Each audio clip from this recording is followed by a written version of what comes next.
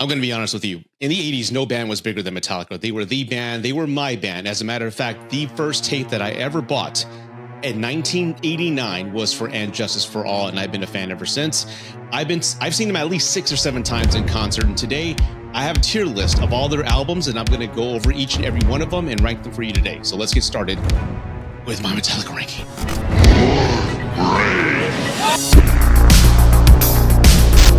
You're doing rock albums on a movie channel? Yeah, why not? I love Metallica, and it's my channel. I can do whatever the hell I want. So yes, just so again, you guys can know a little bit more about me. What kind of music does he like? He has a lot of metal shirts.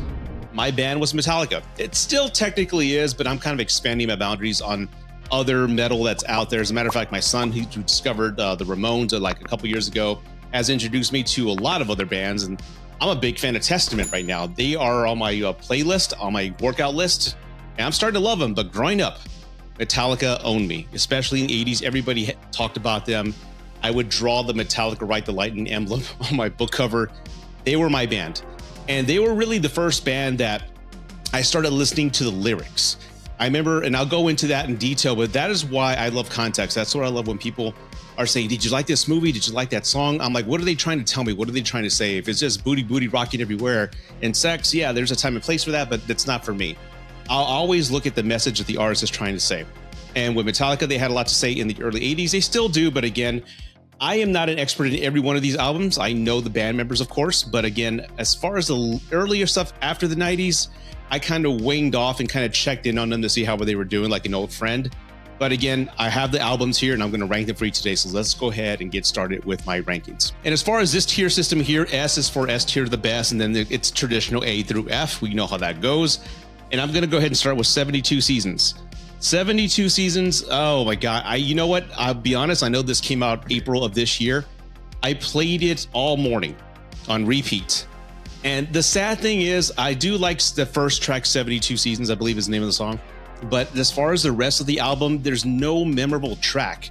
You know, if fans really connected with the track, you'd see people play covers with it on the internet or maybe talked about it or, hey, check this video out, check out this song, and no one's talking about the album. It's okay. But again, every song sounds the same in 72 Seasons. And again, I played it all morning today, and maybe I just need to listen to it for a few weeks. But for me, it didn't connect with me. There wasn't that one song lyrically that I connected with. And again, when I listen to a new album, I'm looking at the track list. Spotify has like the tracks playing with the vocal lyrics right there as the song goes along. And I'm listening to what they're saying. And I'm like, it just wasn't for me. So again, I'm going to give this a C for the new album, 72 Seasons.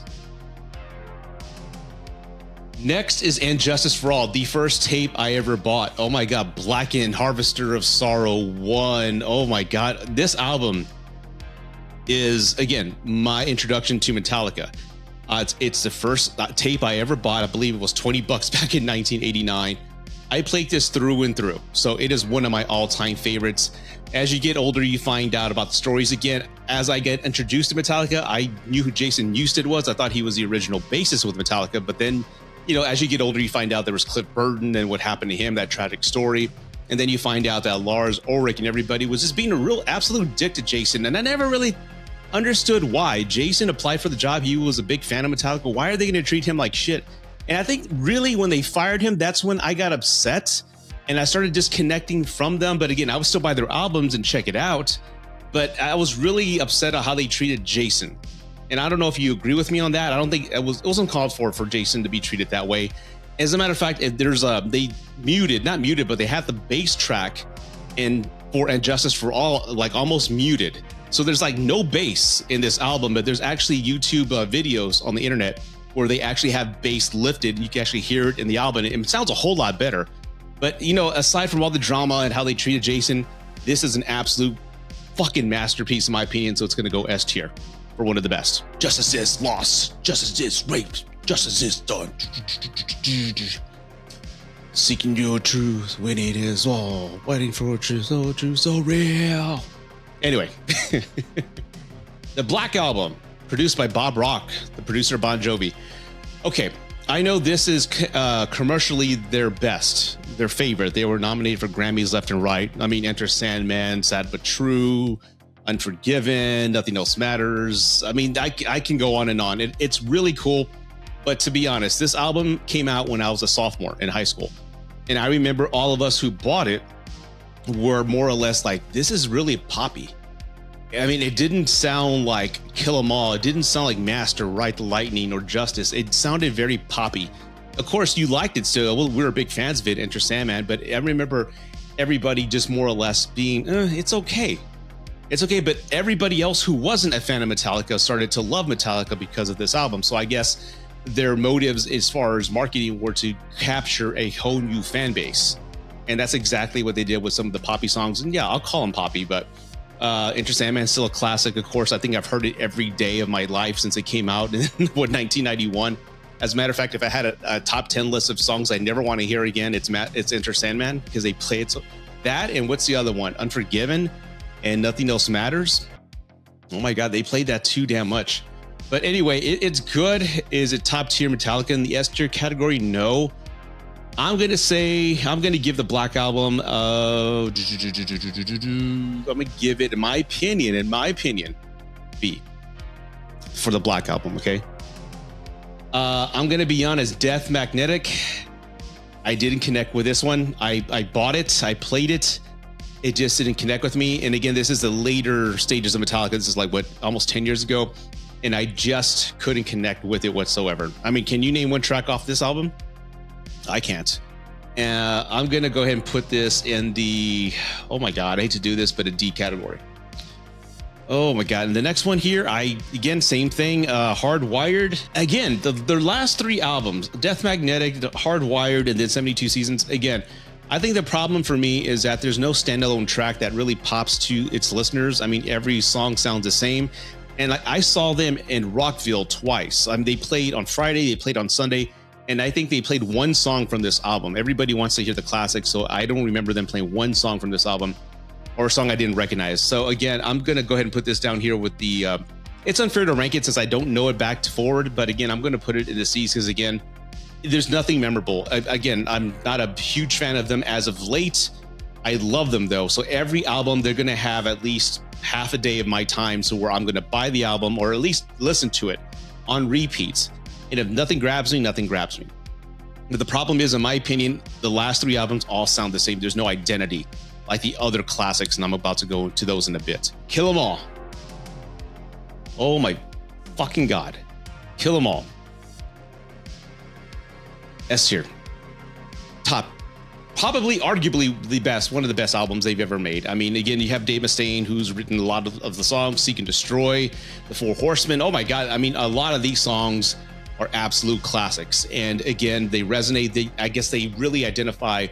When you say Metallica, everyone says Kill 'Em All. Whenever I go to metal shows, everyone has the back patch on their battle jacket of Kill 'Em All.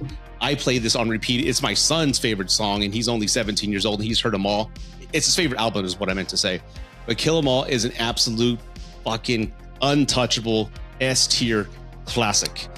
And again, with Mustaine on the album, think about what they could have been. I mean, they would have stayed in the thrasher type of genre with Dave Mustaine there. But again, Dave Mustaine's imprint is based on there. And arguably, I've seen a few documentaries. Dave Mustaine is like one of the, if you put him as the, the Mount Rushmore of thrash, Mustaine is arguably up there, and his impact and influence is all over this album and is absolute fucking amazing. I mean, whenever I want to get hyped up, I play this album. It's absolute beast. Whiplash, Hit the Lights, The Four Horsemen, as I said, Motor Breath, Phantom Lord. It is fucking awesome. Okay, the next album is Load. I remember this came out in 96. I was a freshman in college, and everybody was pissed off that they cut their hair. I mean, you looked at the album, there's semen, bloody semen on the cover, and you see the guys with short hair and with cigars, and everybody's like, who are these people? Who the fuck are they? What do they do with my Metallica? So I remember from the fan base standpoint, it was rejected from a lot of people simply just on what they did and how they kind of sounded. I still bought this album. I still have it in the back somewhere. And as far as tracks, I'm going to put this back down here real quick. And I have the tracks here because I don't have them all memorized, but King Nothing, Hero of the Day is probably my favorite song on that album. Bleeding Me is also a good one. Mama Said was okay. But again, as far as this album itself, I'm looking at the track list. Just a second here. Hero of the Day is my favorite of that track. Let's see what else we have here. Eat My Bitch is okay. Until It Sleeps is cool. Yeah, there's some great songs on here. Like I said, I'll listen to them. Our local radio station here in San Antonio plays it all the damn time, so you cannot go a day without hearing it. But yeah, it's a great album. Like I said, Hero of the Day would probably be my favorite. Dun, dun, dun, dun, dun, dun. I can't play the song because I'll get copyright, but that is one of my favorite Metallica songs in the 90s. Only try and break me. Okay, now that's now where would I rank Load at? I'm gonna give this a B. Master of Puppets.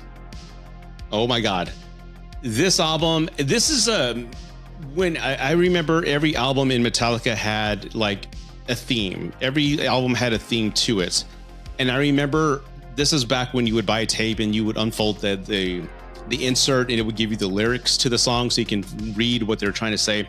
And of course, Battery opens up, and then you have Master of Puppets, which has gained popularity as of late because of Stranger Things. Everybody's a Metallica fan now. Good for them.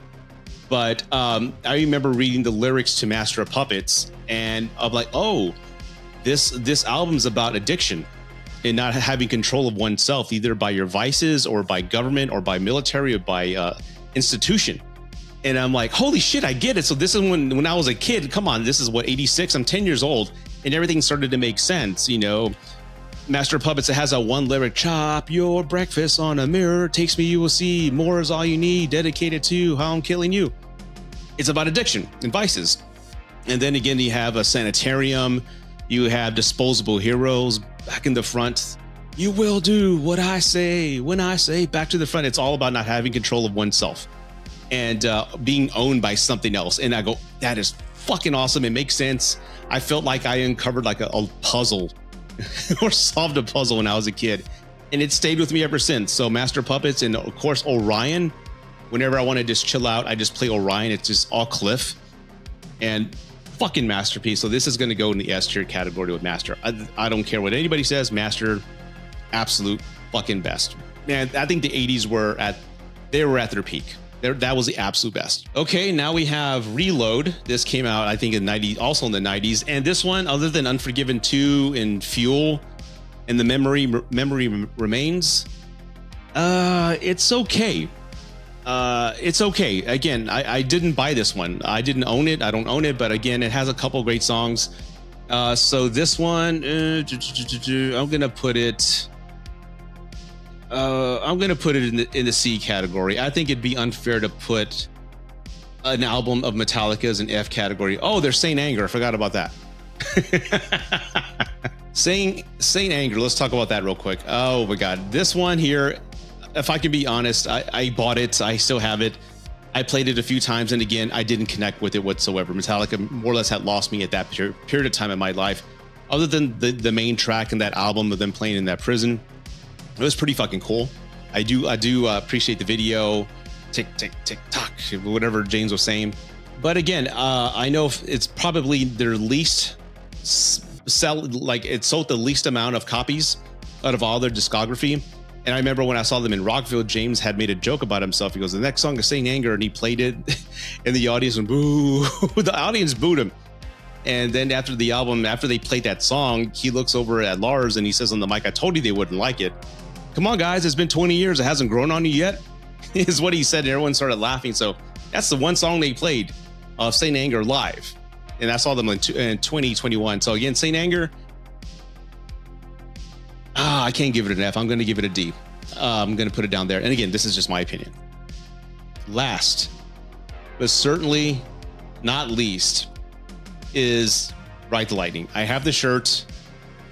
If it's tough to pick a favorite Metallica album, I have so many favorites in each time of my life, but as far as that themes is what I was talking about, I remember listening to Ride the Lightning when Fade to Black started. Fade to Black, my God, I've heard it countless times in my life. And that's probably the only song I probably heard every day of my life, or at least once a week. And I never, ever get tired of that song. It's just so fucking beautiful. And when you listen to the lyrics, I remember it hitting me when I was like maybe 11 or 10, maybe 14. It was like, oh, this song's about suicide. It's about death. And then you read and then you listen to Ride the Lightning. It's about death on the electric chair. Trapped Under Ice is about death. Creeping Death.